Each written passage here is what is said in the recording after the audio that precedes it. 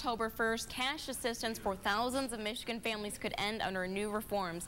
The new law will cut off assistance for people who have received it for 48 months. So joining me this morning is Fund Development Manager Meg Sprecher with the Shelter of Flint, and we've been talking about the need for people like you and organizations like yourself, and with these new welfare cuts taking place, obviously this is going to affect you, but why don't you start off with telling people what you do?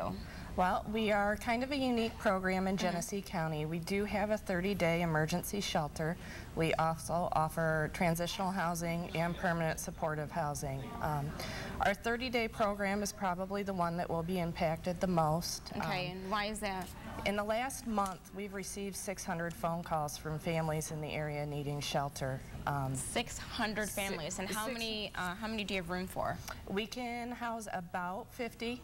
Okay. That's mothers and children, single adults. The building can get very crowded. We can't fit more in. And there's a capacity. You can't just, keep coming in, but... Yeah. And we expect that over 1,000 people will lose their cash assistance, and then more to come every month thereafter. We're not really sure what it's going to look like, but we do know that more families are going to need services, job training, access to signing up for disability benefits if they're eligible. It's going to impact the whole state. Okay, and so, let me get back to the numbers. So you have 600 that normally call you, are on a waiting list, and you can only provide, for 50 of them, which is still, a very big number to me, that you're able to help and support.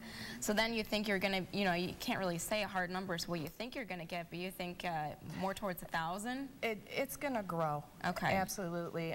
People are going to have trouble keeping up with their utility bills. Paying for things like diapers for their children, which food stamps does not cover. All right. It's going to change.